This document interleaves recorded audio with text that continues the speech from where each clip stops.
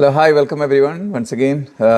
കുറച്ച് നാൾക്ക് മുന്നേ ഒരു പാർട്ടി ഉണ്ടായിരുന്നു ഇവിടെ. ആ ഒരു പാർട്ടിയിൽ വെച്ച് കുറേ മലയാളി ഫ്രണ്ട്സ്, വളരെ ഹൈ പ്രൊഫൈലുള്ള ഫ്രണ്ട്സ് എന്നെ പറഞ്ഞ കുറച്ച് കാര്യങ്ങൾ, അത് വെച്ചിട്ടാണ് ഇന്നത്തെ വീഡിയോ. പ്രത്യേകിച്ച് അതിന് ഇന്നത്തെ ഈ നമ്മുടെ മിഡിൽ ഈസ്റ്റിലെ ക്രൈസിസ് ആയിട്ടും കുറേ ബന്ധപ്പെട്ട് കിടക്കുന്ന ഒരു കാര്യമാണ്. ഇന്നിപ്പോൾ ജനറലി ഒരു കൺഫ്യൂഷനും കുറച്ച് ഇൻസ്റ്റേബിലിറ്റി ഒക്കെ എന്തായാലും ഉണ്ട്. ഈവൻ എൻ്റെ എക്സിസ്റ്റിംഗ് ക്ലയൻസ് പോലും, അതായത് നമ്മൾ ചില ബിസിനസ് ക്ലാസ് ക്ലയൻസിൻ്റെയൊക്കെ അപ്ലിക്കേഷൻ ഓൾറെഡി അണ്ടർ പ്രോസസ്സ്, അവർ പോലും ഒത്തിരി പ്രത്യേകിച്ച് GCC ചില രാഷ്ട്രങ്ങൾ അത് വിളിച്ചിട്ട് ഒത്തിരി അവരുടെ കൺസേണും ആങ്സൈറ്റിയും അവരുടെ ഫിയറും ഒക്കെ ഷെയർ ചെയ്യുന്നുണ്ട്. പക്ഷേ ഈ കലങ്ങിയ വെള്ളത്തിൽ മീൻ പിടിക്കുക എന്ന് പറയുമ്പോഴത്തേക്ക് ഇങ്ങനെ എന്തെങ്കിലുമൊക്കെ അൺറസ്റ്റും ഇൻസ്റ്റെബിലിറ്റിയൊക്കെ വരുമ്പോഴത്തേക്ക് ഇതിനെ മിസ്യൂസ് ചെയ്യാൻ ഒരുപാട് ആൾക്കാർ കാനഡയിൽ ഇറങ്ങിയിട്ടുണ്ട്. പ്രത്യേകിച്ച് നമ്മൾ ഈ ഗോസ്റ്റ് ഏജൻസ് പറയും. ഗോസ്റ്റ് ഏജൻസ് അവന്മാർ കനേഡിയൻ ഗവൺമെൻറ് അപ്രൂവ്ഡ് ആയിട്ടുള്ള ലൈസൻസോ ബിസിനസ്സോ മറ്റേ ലോയേഴ്സോ കൺസൾട്ടൻസോ ആയിരിക്കത്തില്ല. അവർ മിക്കവാറും ആരെങ്കിലും റിയൽ എസ്റ്റേറ്റ് ഏജൻറ്റിൻ്റെ ആൾക്കാരോ ബ്രോക്കറോ അല്ലെങ്കിൽ കമേഴ്സ്യൽ റിയൽ എസ്റ്റേറ്റിൻ്റെ ആൾക്കാരൊക്കെ ആയിരിക്കും. അവർ എല്ലാവരും മോശക്കാരെന്നല്ല ഞാൻ പറഞ്ഞു. ചിലവർ പ്രത്യേകിച്ച് സോഷ്യൽ മീഡിയയിൽ ഒത്തിരി ആക്റ്റീവായിട്ട് വീഡിയോ ചെയ്യുന്നുണ്ട്. പക്ഷേ അതിലൊരുപാട് പേര് പെട്ടിട്ട് ചീറ്റിങ്ങിലും പെടുന്നുണ്ട്. അപ്പോൾ ഇന്നത്തെ എൻ്റെ വീഡിയോയിൽ ഞാൻ മാക്സിമം ഷെയർ ചെയ്യാൻ പോകുന്നത് പറഞ്ഞാൽ ഈ ഒരു ക്ലാസ് ഓഫ് പീപ്പിൾ, അതായത് ഒരു 30 to 55 ഏജ് ഗ്രൂപ്പിൽ ഒരുപാട് പേര് ഒന്നോ രണ്ടോ മക്കളൊക്കെ ആയിട്ട് കാനഡയിലോട്ടോ അമേരിക്കയിലോട്ടോ UK ഓസ്ട്രേലിയയിലോട്ടൊക്കെ എങ്ങോട്ടെങ്കിലും പോയാലോ പെർമനൻ്റ് ആയിട്ടൊരു സ്റ്റേബിൾ പ്ലേസല്ലേ, അവിടെ വാറും പ്രശ്നങ്ങളും ക്രൈസിസൊന്നും സാധ്യതകൾ കുറവാണെന്നും പറഞ്ഞിട്ട് നിൽക്കുന്നവരുണ്ട്. അപ്പോൾ അവർക്ക് പലർക്കും ഇങ്ങനെയുള്ള ഈ ഫ്രോഡിലോ സ്കാമിലൊന്നും ചെന്ന് പെടാതെ കുറച്ചൊക്കെ ഒരു proper guidance when it comes to Canada. ഞാൻ ചില പ്രോഗ്രാംസൊക്കെ ഞാൻ മുന്നത്തെ വീഡിയോ ടച്ച് ചെയ്യുന്നുണ്ട്. ബട്ട് എങ്കിലും ഇതിൽ കുറച്ചുകൂടി എലാബറേറ്റഡ് ആയിട്ട് ഓൺലി ഇങ്ങനെയുള്ള ആൾക്കാർക്ക് മാത്രം ഫോക്കസ്ഡ് ആയിട്ട്, പ്രത്യേകിച്ച് ഇന്നത്തെ ഗൾഫിലെ മിഡിൽ ഈസ്റ്റ് സിറ്റുവേഷൻ വെച്ച് നോക്കുമ്പോൾ ഈ വീഡിയോ വളരെ ഉപകാരപ്രദമായേക്കാം. അതുകൊണ്ട് തന്നെ ഇതിൻ്റെ എൻഡ് വരെ കാണുക. നിങ്ങൾ അപ്പോൾ നമുക്ക് ഇന്നത്തെ ഈ വീഡിയോയിൽ നമുക്ക് സാമ്പത്തികപരമായിട്ട് ഇതിനെ ക്ലാസിഫൈ ചെയ്യാം, അതായത് 3-4 ഗ്രൂപ്പ് ഉണ്ടാക്കാം. കാരണം അത് വളരെ ഇമ്പോർട്ടൻ്റ് ആണ്. ഇവഞ്ച്വലി നമ്മൾ എന്തെല്ലാം കാര്യങ്ങൾ ഇവിടെ ഡിസ്കസ് ചെയ്തിട്ടും കാര്യമില്ല. ഓരോ പ്രോഗ്രാമിന് അതിൻ്റെതായ രീതിയിലുള്ള ബിസിനസ്സിന് അതിൻ്റെതായ രീതിയിലുള്ള ഫിനാൻഷ്യൽ റിക്വയർമെൻറ്റ്സ് ഉണ്ട്, എക്സ്പെക്റ്റേഷൻസ് ഉണ്ട് കനേഡിയൻ ഗവൺമെൻറ്റിന്. കനേഡിയൻ ഡോളർ ഒരു $20,000 to $25,000 ബഡ്ജറ്റിൽ ഒരു whole family moves to Canada. അതിൽ definitely you have to have some qualities. അതായത് ഈ ഷുഡ് ബി ഇതർ ഒരു ബിസിനസ്സിൻ്റെ മാനേജ്മെൻറ്റ് എക്സ്പീരിയൻസ് വേണം. എന്ത് ബിസിനസ് ആയിക്കോട്ടെ, ആ ബിസിനസ് കാനഡയിലും കൂടി നടത്താൻ പറ്റിയൊരു ബിസിനസ് കൂടിയാണെങ്കിൽ വളരെ നല്ലത്. ഇനി അതല്ല, നിങ്ങൾക്ക് വളരെ നല്ലൊരു ബിസിനസ് ഐഡിയ ഉണ്ട്, നിങ്ങൾക്ക് ജോലി ചെയ്തിട്ടുണ്ട്, ബിസിനസ് ഐഡിയ ഉണ്ട്, അത്യാവശ്യത്തിലുള്ള പഠിപ്പും പിന്നെ ഇംഗ്ലീഷ് ലാംഗ്വേജൊക്കെ ഉണ്ട്, എന്നാൽ ഈ പറഞ്ഞ പോലെ ഒരു സാമ്പത്തികമായിട്ട് നിങ്ങൾക്ക് ഈ ഞാൻ നേരത്തെ പറഞ്ഞ ഈ ഒരു $20,000-25,000 കൂടെ ഒരു $50,000 to $100,000 നിങ്ങൾക്ക് അസറ്റായിട്ട് നെറ്റ്വർത്തായിട്ട് കാണിക്കാൻ കൂടി പറ്റുകയാണെന്നുണ്ടെങ്കിൽ നിങ്ങൾ ഞാൻ നേരത്തെ പറഞ്ഞ ഈ C10, C11, C12 നിങ്ങൾക്ക് ഓപ്പർച്യൂണിറ്റി കാണാം. ബട്ട് ഓരോരാളുടെ സിനാരിയോ അനുസരിച്ചിട്ടാണ് ഏത് പ്രോഗ്രാമാണ് എക്സാക്ട്ലി ഒരാൾക്ക് സൂട്ടബിൾ എന്ന് നമുക്ക് പറയാൻ പറ്റത്തുള്ളൂ. അത് ഞാൻ ഈ വീഡിയോയിൽ പറയാൻ തന്നു കഴിഞ്ഞാൽ ഈ വീഡിയോ മണിക്കൂറോളം നീണ്ടുപോകും. അതുകൊണ്ട് തന്നെ ബ്രീഫായിട്ട് അത്രേ പറയാനുള്ളൂ. നിങ്ങൾക്ക് വേണമെങ്കിൽ കൺസൾട്ടേഷൻ ബുക്ക് ചെയ്യുകയാണെങ്കിൽ ഒരാളുടെ പ്രൊഫൈൽ നോക്കിയിട്ട് അവർക്ക് പറ്റിയ ബെസ്റ്റ് അഡ്വൈസ് കൊടുക്കാൻ പറ്റും. ഇതിൻ്റെ ഏറ്റവും വലിയ അഡ്വാൻറ്റേജ് എന്ന് പറഞ്ഞാൽ കാനഡക്ക് വരുന്നതിന് മുമ്പേ you are not investing anything more than $20,000-25,000 Canadian dollar. അതാണ് നിങ്ങളുടെ മാക്സിമം റിസ്ക് എക്സ്പെൻസ്. അപ്പോൾ അതിൽ വർക്ക് പെർമിറ്റൊക്കെ കിട്ടി ഇവിടെ വന്നിട്ട് PR ആവാനുള്ള ഓപ്ഷൻസ് തെളിയാണ്. ഇവിടെ ആ ബിസിനസ് ഐഡിയ നിങ്ങൾ ഇവിടെ വന്നു കഴിഞ്ഞാൽ എക്സിക്യൂട്ട് ചെയ്യണമെന്നും കൂടി നിയമമുണ്ട് കേട്ടോ. അതാണ് ഫസ്റ്റിലത്തെ. അത് C10, C11, C12 ബഡ്ജറ്റ് ഞാൻ പറഞ്ഞു കഴിഞ്ഞു.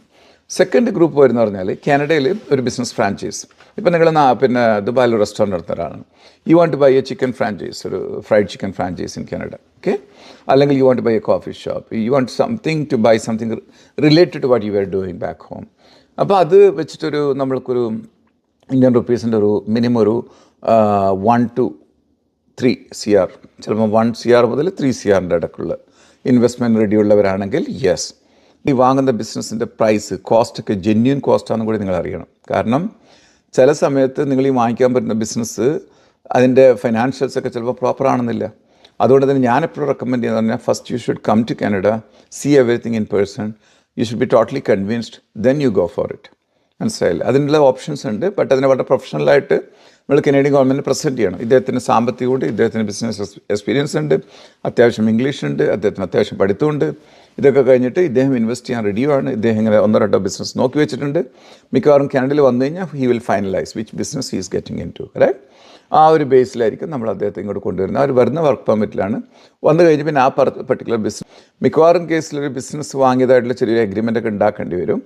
But make sure that at least നിങ്ങൾ ഒരു എക്സ്പ്ലോറേറ്ററി വിസിറ്റൊക്കെ നടത്തി കാര്യങ്ങളൊക്കെ കണ്ട് മനസ്സിലാക്കിയിട്ട് മുന്നോട്ട് കൊണ്ടുപോകുക. കാരണം അതല്ലെങ്കിൽ what will happen, you must be buying A business from abroad and the price can be manipulated. In case your visa gets refused, you will be facing huge losses. ചിലവർക്കൊക്കെ ഒരു കാനഡൻ്റെ ഇങ്ങോട്ട് വരാനുള്ള വർക്ക് പെർമിറ്റ് പോലും കിട്ടാതെ തന്നെ $50,000 to $80,000 ഈ പറയുന്ന social മീഡിയയിലുള്ള ഈ scam agents ഇവരുടെ വഴി പോയിട്ട് നഷ്ടമായ കാര്യങ്ങളും എനിക്ക് റിപ്പോർട്ട് വരുന്നുണ്ട്. അതുകൊണ്ടാണ് I'm really asking to be doing your due diligence, be extremely careful. അതൊക്കെ കണ്ട് കാര്യങ്ങളൊക്കെ ഇൻ പേഴ്സൺ മനസ്സിലാക്കി വേറെ ഏതെങ്കിലും ഒരു ഇൻഡിപെൻഡൻറ്റ് അക്കൗണ്ടിൻ്റെ അടുത്തൊക്കെ പോയിരുന്നു ഈ ബിസിനസ്സിൻ്റെ ഫൈനാൻഷ്യൽസൊക്കെ ഒന്നുകൂടി വെരിഫൈ ചെയ്ത്. കാരണം people can manipulate also. Correct ഒരു 150,000 വാല്യൂഡ് ബിസിനസ്സിൽ വേണമെങ്കിൽ അവർക്ക് they can exaggerate it as it cost 250,000 അങ്ങനെ ആവാമല്ലോ. അതുകൊണ്ട് ബി കെയർഫുൾ. അത് മാത്രമല്ല, എക്സിസ്റ്റിംഗ് ബിസിനസ് കാനഡയിലുണ്ടെങ്കിൽ ആ ബിസിനസ്സിൽ നിങ്ങൾക്ക് ഓണർഷിപ്പ് എടുക്കാം കേട്ടോ. ഒരു 51% അതിൻ്റെ പാർട്ട്ണർഷിപ്പ് വെച്ചാൽ മതി. പ്രത്യേകം ഇവിടെ ഓർക്കേണ്ടത്, ചിലവർ പറയും പ്രോപ്പർട്ടി വാങ്ങിച്ചാൽ നിങ്ങൾക്ക് ഇവിടെ പിന്നെ PR കിട്ടുന്നത്. Totally wrong. Even if you buy business worth 5 million, even if you buy a home property, residential property worth 10 million also, you're not going to get PR directly. There are some ifs and buts, some conditions and some criteria you have to go through before you become PR. If you are നിങ്ങൾ ചില രാജ്യങ്ങളെ compare ചെയ്യുമ്പോൾ നമ്മളിപ്പോൾ ഈ middle ഈസ്റ്റിലേക്ക് ക്രൈസിൻ്റെ കാര്യം പറയുമ്പോഴത്തേക്ക് നിങ്ങൾ ആദ്യം മനസ്സിലാക്കേണ്ടത് ഇതൊക്കെ ഒരു സോളിഡ് കൺട്രിയാണ്. കാനഡൻ്റെ population 40 million, you can take it 37 million ശരിക്കുള്ള PR അല്ലെങ്കിൽ സിറ്റിസണാണ്. So they are not going to be kicked out, they are not going to flee overnight. കാരണം പിന്നെയുള്ള 2-3 million ഒരു ഹാഫും അവർ ഇവിടുത്തെ ആൾക്കാരാക്കാൻ അവർ ശ്രമിക്കുന്നുണ്ട്. അപ്പോൾ ഇതൊക്കെ ഒരു പിന്നെയുള്ള ആ 3 million ടെമ്പററി റെസിഡൻസിനും മാക്സിമം അവർക്ക് ഇവിടുത്തെ ഒരു 50% ആൾക്കാർക്കെങ്കിലും ഇവിടുത്തെ സിറ്റിസൺ ആവാനുള്ള അവസരങ്ങൾ ഇവർ ഒരുക്കുന്നുണ്ട് അല്ലേ, PR ആവാനൊക്കെ ഉള്ളത്. അപ്പോൾ ഇതൊക്കെ ഒരു genuine solid country with lot of soul, പിന്നെ ഒത്തിരി natural resources. They are their own military or they have taken care of their all security. അപ്പോൾ അതുകൊണ്ട് തന്നെ ഞാൻ ആരും ഒന്നും ഡീഗ്രേഡ് ചെയ്ത് പറയല്ലേന്ന്. അപ്പോൾ ഒരു ലോജിക്കലായിട്ട് ചിന്തിച്ചിട്ട് കാര്യങ്ങൾ പ്രോപ്പറായിട്ട് പ്രൊഫഷണലായിട്ട് അനലൈസ് ചെയ്തുകൊണ്ടായിരിക്കണം നിങ്ങൾ എടുക്കുന്ന പല ഡിസിഷനും. അതങ്ങനെ. പിന്നെ തേർഡ് വൺ, അതിൽ ഞാൻ പറയുന്നത് പറഞ്ഞാൽ ഒരു നിങ്ങൾക്ക് ഈ പറഞ്ഞ 2 ഓപ്ഷനും വേണ്ട. നിങ്ങൾക്ക് വേണമെങ്കിൽ ഇവിടെ മാസ്റ്റേഴ്സ് പഠിക്കാൻ വരാം. ഒരു 45 താഴെയുള്ളവർ വന്നാൽ മതി കേട്ടോ. ഞാൻ ഈ പറയുന്ന ഇപ്പോഴത്തെ ഈ തേർഡ് ഓപ്ഷൻ എന്ന് പറയുമ്പോഴത്തേക്ക് ഒരു 25 to 45 ഇടയ്ക്കുള്ളവരാണ്. നിങ്ങൾക്ക് ഈ പറഞ്ഞ ബിസിനസ് ഓപ്ഷൻ മറ്റുള്ള ഓപ്ഷൻസൊന്നും താല്പര്യമില്ല, എലിജിബിൾ അല്ല, വാട്ടെവർ. അങ്ങനെയാണ് നിങ്ങൾ മാസ്റ്റേഴ്സ് പഠിക്കാൻ വന്നോ.